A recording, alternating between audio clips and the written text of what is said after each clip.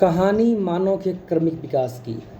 कहानी आदि मानव से ज्ञानी मानव बनने की। नमस्कार, मैं सौरभ अस्थाना आप सभी का इस कार्यक्रम में हार्दिक स्वागत करता हूं।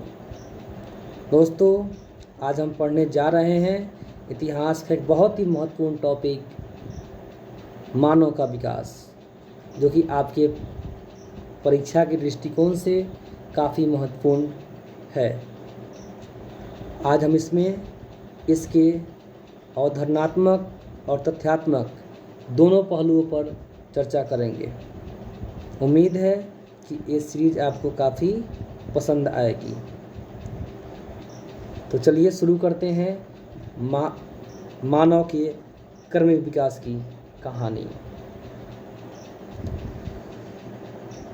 प्रश्न उठता है कि आज के मानव की जो शारीरिक बनावट है, आज के मानव की जो शारीरिक संरचना है, आज के मानव का जो मस्तिष्क है, क्या शुरू में ऐसे ही था?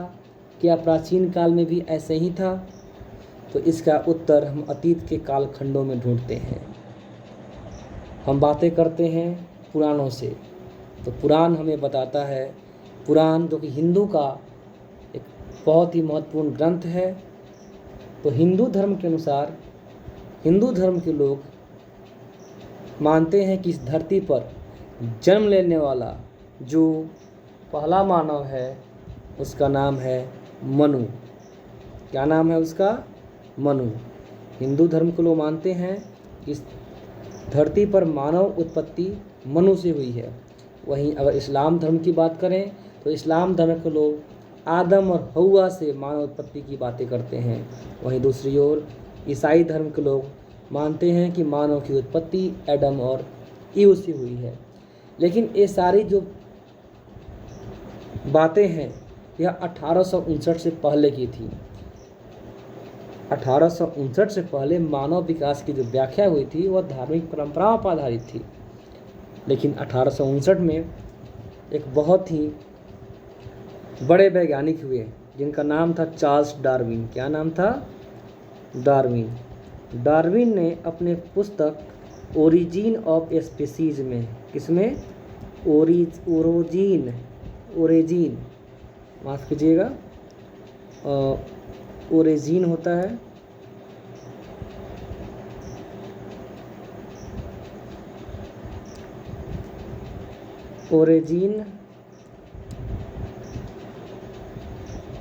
ओरिजिन ऑफ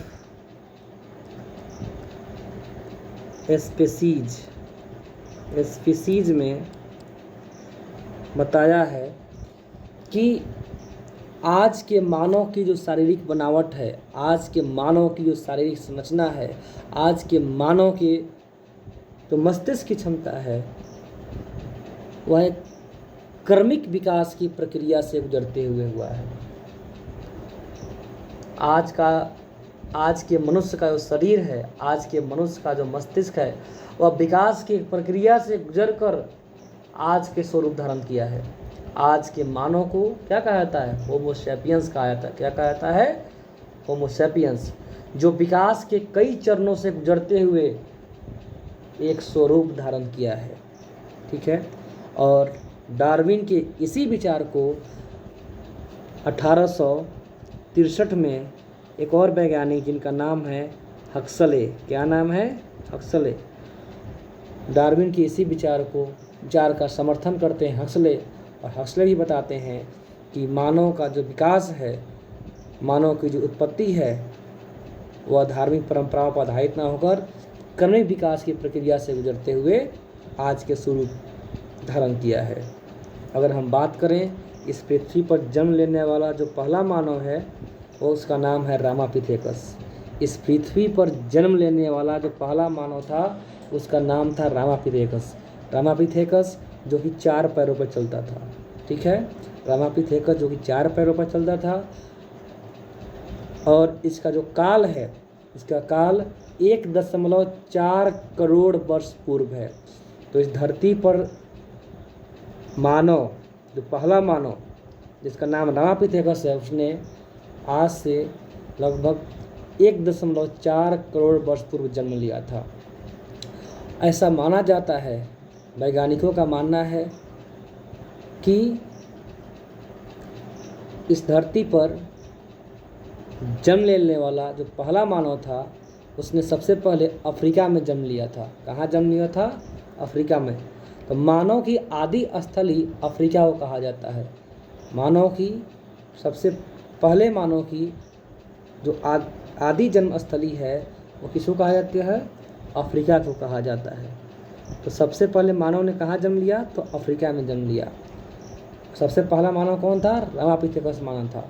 इसकी विशेषता क्या है? तो ये 4 पैरों पर चलता है। समय कब है? तो 1.4 करोड़ वर्ष पूर्व।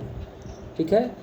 ऐसे ही समय बीतता गया और अब समय आता है मानव के दूसरे चरण का। ठीक है। मानव का जो दूसरा चरण है वो है ऑस्ट्रेलोपिथेकस का चरण। किसका चरण? ऑस्ट्रेलोपिथेकस का चरण। तो ऑस्ट्रेलोपिथेकस चरण में कि अगर हम बात करें तो ऑस्ट्रेलोपिथेकस का काल 50 लाख वर्ष पूर्व का है। कब का है? 50 लाख वर्ष पूर्व का है। अगर हम इसकी विशेषताओं की बात करें तो ऑस्ट्रेलोपिथेकस जो मानव था वह 2 पैरों पर चलता था, अर्थात रामापिथेकस मानव जो 4 पैरों पर चलता था उसके जो 2 पैर आगे के जो 2 पैर थे वह आगे के 2 पैर हाथ में बदल गए। ठीक है। आगे के जो 2 पैर थे वो हाथ में बदल गए। और ऑस्ट्रेलोपिथेकस जो मानव था वह 2 पैरों पर चलता था, किंतु अभी भी वो झुक कर चलता था। अब यहाँ पर देख सकते हैं कि यह झुक कर चल रहा है। तो ऑस्ट्रेलोपिथेकस जो मानव था वह 2 पैरों पर चलता था लेकिन झुक कर चलता था। और इसके मस्तिष्क की क्षमता में, इसके दिमाग की क्षमता में थोड़ी सी वृद्धि होती है। और इसके दिमाग की क्षमता थी 400 से 650 सीसी। कितनी थी? 400 से 650 सीसी। यहाँ पे एक टर्म आया है सीसी। सीसी का मतलब होता है क्रेनियम कैपेसिटी। क्या मतलब होता है? Cranium capacity. अच्छा, आप लोग बाइक में सुने होइएगा कि बाइक 100 सीसी का होता है, 150 सीसी का होता है। तो सीसी क्या है? बाइक की क्षमता है। ठीक है। सीसी क्या है? बाइक की क्षमता है। और उस सीसी का मतलब होता है क्यूबिक सेंटीमीटर। लेकिन यहाँ पे मस्तिष्क के संदर्भ में अगर हम बात करें सीसी की तो इसका मतलब होता है क्रेनियम कैपेसिटी। क्रेनियम का मतलब होता है खोपड़ी। क्रेनियम का मतलब होता है खोपड़ी। क्रेनियम का मतलब होता है खोपड़ी। ठीक है। और कैपेसिटी की मतलब होता है क्षमता, मतलब यह मस्तिष्क की क्षमता का दर्शाता है। तो ऑस्ट्रेलोपिथेकस मानव की जो मस्तिष्क की क्षमता थी वह 400 से 650 सीसी तक की थी। अगर हम बात करें ऑस्ट्रेलोपिथेकस मानव यह किन किन उपकरणों का इस्तेमाल करता था, किन किन औजारों का इस्तेमाल करता था। और आपको बता दें ऑस्ट्रेलोपिथेकस जो मानव था यह पाषाण काल के पूरा पाषाणकालीन निम्न पूरा पाषाण काल के चरण का मानव था। ठीक है। और इसके मस्तिष्क की क्षमता हमने बता दिया आपको। और उपकरणों की बात करें तो यह चॉपर और हस्तकुठार जैसे उपकरण इस्तेमाल करता था। चॉपर क्या होता है, हस्तकुठार क्या होता है, तो इसके लिए मैं एक सेपरेट वीडियो बनाऊंगा। उसमें पूरा जितने भी पाषाणकालीन औजार होंगे सबको मैं एक्सप्लेन करूंगा। ठीक है। चलिए आगे बढ़ते हैं। तो मैंने क्या बताया कि ऑस्ट्रेलोपिथेकस चरण पाषाण काल के पूरा पाषाणकालीन निम्न पूरा पाषाण काल के चरण का मानव का था। इसका प्राचीनतम काल भारत में लगभग 50 लाख साल पुराना है। इस दौर के मनुष्य के शरीर की संरचना आगे झुककर चलने वाली थी और इनके मस्तिष्क की क्षमता 400 से 650 सीसी तक की थी। इन्होंने चॉपर और हस्तकुठार जैसे उपकरणों का आविष्कार किया था। इनका भोजन शाकाहारी और मांसाहारी दोनों था। मैं एक्स्ट्रा फैक्ट बता रहा हूँ, इनका भोजन शाकाहारी और मांसाहारी दोनों था। अगर शाकाहारी भोजन की बात करें तो शाकाहारी भोजन के तहत यह कहा जा सकता है कि इन्होंने वनस्पतियों का अच्छा ज्ञान विकसित कर लिया होगा और इसी आधार पर वे विषैली वस्तुओं को खाने से बच पाए होंगे। मांसाहारी भोजन पशुओं के शिकार से प्राप्त करते थे। ये लोग जो मांसाहारी भोजन करते थे वो लोग किससे प्राप्त करते थे? तो पशुओं का शिकार करते थे। आपको बता दें कि जो पूरा पाषाणकालीन मानव था वह शिकारी और खानाबदोश था। ठीक है, तो ये लोग जो मांसाहारी भोजन ग्रहण करते थे वह पशुओं के शिकार से प्राप्त करते थे और शिकार से प्राप्त मांस को कच्चा ही खाते थे। क्यों? क्योंकि अभी तक आग का आविष्कार नहीं किया गया था। आग का आरंभिक ज्ञान मनुष्य को होमो इरेक्टस चरण में हुआ। आगे आपको बताएंगे कि आग का आविष्कार होमो इरेक्टस चरण में होता है। ठीक है, चलिए। और भारत में इसके साक्ष्य पंजसरण, कहाँ से? पंजसरण से। पंजसरण पड़ता है आपको कहाँ पे? हिमाचल प्रदेश। कहाँ पड़ता है? हिमाचल प्रदेश में पड़ता है। एचपी का मतलब हिमाचल प्रदेश। और दूसरा है क्या? पहलगाम। एक है पंजसरण, दूसरा है पहलगाम। तो पहलगाम पड़ता है जम्मू और कश्मीर में। तो भारत में ऑस्ट्रेलोपिथेकस मानव के साक्ष्य कहाँ से मिलते हैं? पंजसरण हिमाचल प्रदेश और पहलगाम जम्मू और कश्मीर से। चलिए आगे बढ़ते हैं। जैसे जैसे समय बीतता गया, ठीक है, उसके बाद में मानव विकास करता गया। ठीक है, और मानव का तीसरा चरण में हम प्रवेश करते हैं। तो अगर मानव के तीसरे चरण की बात करें तो मानव विकास का तीसरा चरण है होमो इरेक्टस मानव का चरण। किसका चरण? होमो इरेक्टस मानव का चरण। और होमो इरेक्टस मानव की बात करें तो यह 17 लाख से 7.5 लाख वर्ष पुराना है। 17 लाख से 7.5 लाख वर्ष पुराना मानव है। अगर हम इसकी विशेषताओं की बात करें तो जो ऑस्ट्रेलोपिथेकस मानव जिसकी प्रवृत्ति थी झुककर चलने की, यह जो मानव है होमो इरेक्टस जो मानव था, इसने सीधा खड़ा होना सीख लिया। यह सीधा खड़ा होने लगा और इसके मस्तिष्क की क्षमता में भी थोड़ी सी वृद्धि होती है।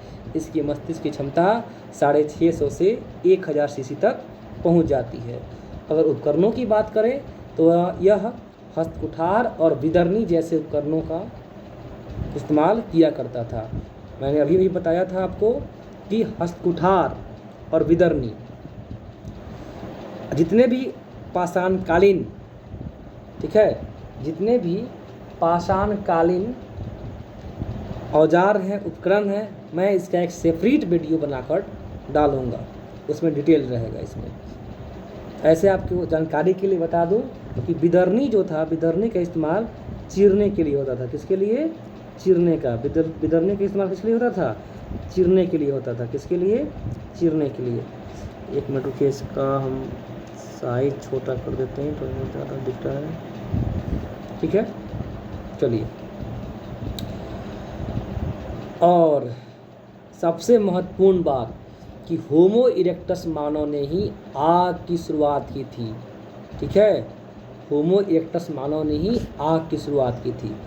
तो आग की प्रश्न पूछेगा आपसे कि आग की शुरुआत किस मानव ने की थी? तो होमो इरेक्टस मानव ने की थी।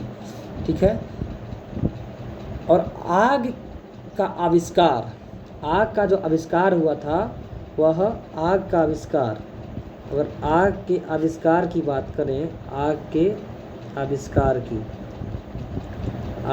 आविष्कार की बात करें तो आग का आविष्कार पूरा पाषाण काल में हुआ था। किस काल में? पूरा पाषाण काल में। किस काल में हुआ था? पूरा पाषाण काल में। और वही आग के उपयोग की शुरुआत, आग का आविष्कार होता है पूरा पाषाण काल में, लेकिन आग का उपयोग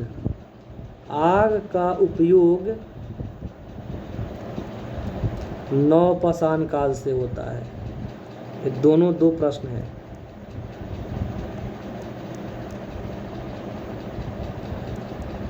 अगर हम बात करें तो आग का आविष्कार पुरापाषाण काल और आग का उपयोग नवपाषाण काल से शुरू होता है, ध्यान रखिएगा। ठीक है। इसी मानव ने गुफाओं में रहना सीखा था। सबसे पहले गुफा में रहना किसने शुरू किया? तो होमो इरेक्टस मानव ने शुरू किया। और भारत में होमो इरेक्टस मानव के साक्ष्य कहाँ से प्राप्त होते हैं? तो नर्मदा घाटी से। कहाँ से प्राप्त होते हैं? नर्मदा। कहाँ पड़ता है? मध्य प्रदेश वाले इलाके में पड़ता है। ठीक है। तो याद रहेगा कि होमो इरेक्टस मानव जिसने सीधा खड़ा होना सीख लिया, मस्तिष्क की क्षमता 650 से 1000 सीसी तक पहुंच गई। उपकरणों में हस्तकुठार और विदर्नी जैसे उपकरणों का इस्तेमाल किया था। आग की शुरुआत इसी मानव ने की थी। गुफाओं में रहना इसी मानव ने सीखा था। और माफ़ कीजिएगा, गुफाओं में रहना इसी मानव ने शुरू किया था। भारत में इसके साक्ष्य नर्मदा घाटी से प्राप्त होते हैं। ठीक है। ये है होमो इरेक्टस मानव। ये कौन मानव है? होमो इरेक्टस। देखिए एकदम सीधा है ना। चलिए आगे बढ़ते हैं। अब हम पहुंचते हैं मानव विकास के अगले दौर में, जो कि मानव विकास का चौथा दौर होगा। तो मानव विकास का चौथा चरण है वह है नियंडरथल मानव का चरण, जो कि आज से 1 लाख वर्ष पुराना है। ठीक है। अगर हम नियंडरथल के शारीरिक संरचना की बात करें तो इसकी शारीरिक बनावट जो थी वह होमो इरेक्टस की ही भांति थी, लेकिन इसके मस्तिष्क क्षमता में वृद्धि होती है। इसके मस्तिष्क का विकास होता है। इसके सोचने की क्षमता में वृद्धि होती है ना। इसके किसकी क्षमता में? सोचने की क्षमता में। तो नियंडरथल के सोचने की क्षमता में वृद्धि होती है, अर्थात इसका मस्तिष्क का विकास होता है। ठीक है। इसके मस्तिष्क का विकास होता है। और इसके मस्तिष्क क्षमता की बात करें तो 1350 से 1750 सीसी तक पहुंच जाती है। कितनी? 1350 से 1750 सीसी। ठीक है। अगर इसके उपकरणों की बात करें तो इसके उपकरणों में नियंडरथल जो मानव था वह हस्तकुठार, विदर्नी तथा तेजधारी हथियार इस्तेमाल करता था। हस्तकुठार आप लोग जानते होइएगा, कुल्हाड़ी को बोलते हैं। विदर्नी जो कि चीरने का काम करता था। और यह कुछ तेज धार वाले हथियार का इस्तेमाल करता था। कौन? नियंडरथल मानव। ठीक है। और इसके सोचने की क्षमता में क्या हो गई थी? वृद्धि हो गई थी। ठीक है। एक और फैक्ट है कि मछली पकड़ने वाले हथियार सबसे पहले मछली पकड़ने वाले हथियार इसी मानव ने बनाए थे। तो मछली पकड़ने वाले हथियार का आविष्कार सबसे पहले किस मानव ने किया था? तो नियंडरथल ने किया था। किसने किया था? नियंडरथल ने। सबसे पहले नाव का निर्माण किसने किया था? तो नाव का निर्माण भी नियंडरथल मानव ने ही किया था। अगर भारत में इसके साक्ष्य की बात करें तो भारत में इसका साक्ष्य डिडवाना से प्राप्त होता है। कहाँ से? डिडवाना कहाँ पड़ता है? डिडवाना पड़ता है राजस्थान में। कहाँ पड़ता है? राजस्थान में। डिडवाना कहाँ पड़ता है? राजस्थान में। तो नियंडरथल 1 लाख वर्ष पुराना मानव था। इसमें मस्तिष्क यानी इसके सोचने की क्षमता में वृद्धि होती है। इसके मस्तिष्क की क्षमता 1350 से 1750 सीसी तक की होती है। उपकरणों की बात करें तो यह हस्तकुठार, विदर्नी तथा तेजधारी हथियार इस्तेमाल करता था।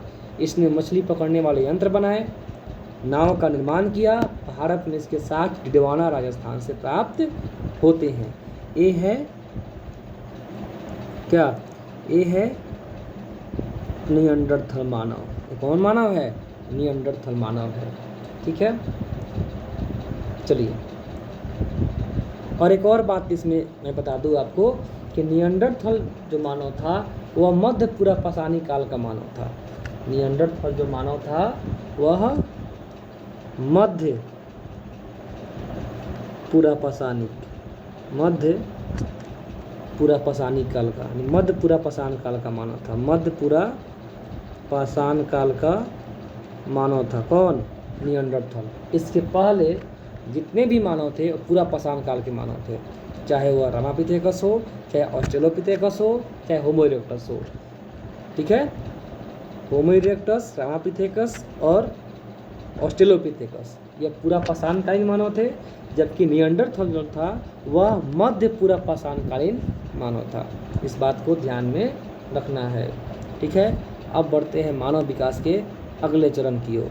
ठीक है, मानव विकास के अगले चरण की ओर बढ़ते हैं। अब आता है मानव विकास का अगला चरण, जो कि आज से 34,000 साल पहले का है, जिसका नाम है होमो सैपियंस। क्या नाम है?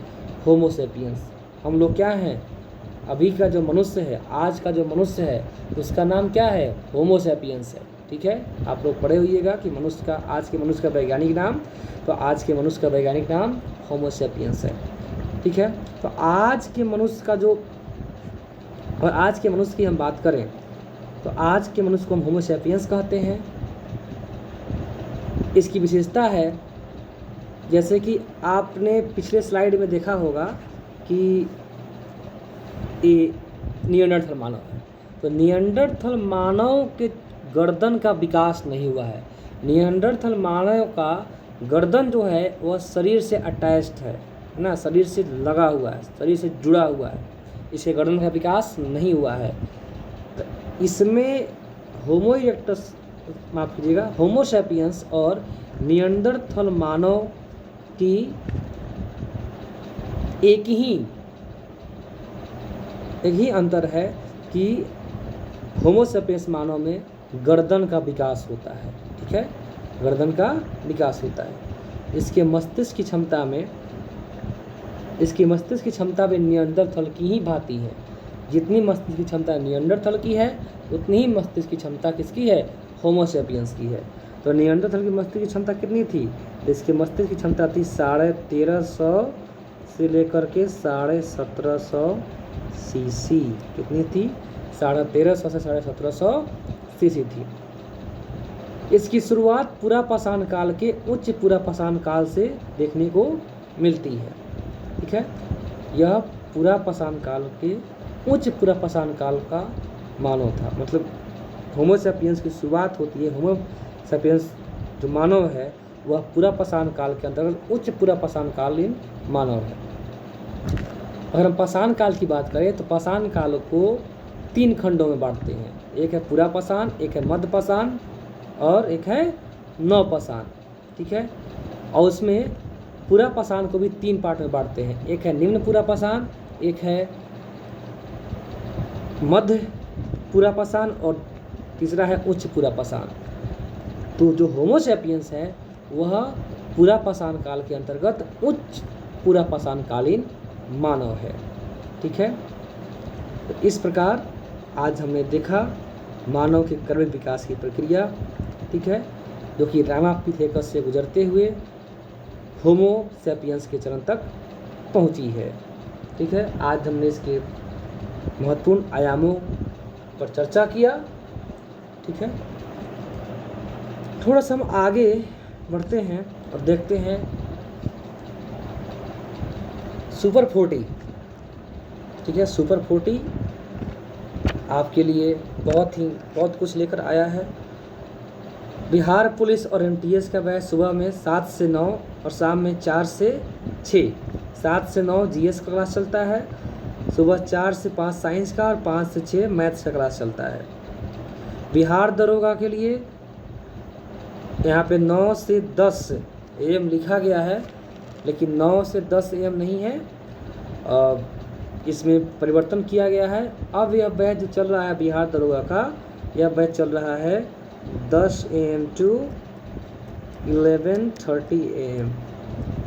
ठीक है, 10 AM to 11:30 AM, 10 बजे से 11 बजे तक सुबह में बिहार दरोगा का बैच चल रहा है। NCERT का बैच अभी शुरू नहीं हुआ है, यह बैच शुरू होने वाला है 16 अगस्त से। कब होने वाला है? 16 अगस्त से। फाउंडेशन का बैच भी शुरू होने वाला है 16 अगस्त से। ठीक है, इंग्लिश का बैच शुरू हो चुका है, क्योंकि 3 बजे से दोपहर 3 बजे से 4 बजे तक इसका बैच चल रहा है। ठीक है, तो जो भी लोग इच्छुक हों, जिनको भी अपना भविष्य सुरक्षित करना हो, वह सुपर 40 ज्वाइन करें। एक बार सुपर 40 ज्वाइन करके देखें। ठीक है, और मुझे पक्का विश्वास है, पूरा उम्मीद है कि आप एक बार सुपर 40 ज्वाइन करेंगे, उसके बाद आपको कहीं और जाने की आवश्यकता नहीं पड़ेगी। तो बहुत हुई प्रतीक्षा, अब करनी तैयारी है, कूद जाना है रन में, क्योंकि अब की बार बाजी हमारी है। ठीक है, तो उम्मीद है आप सभी को ये एपिसोड पसंद आएगा। ठीक है, बहुत बहुत धन्यवाद।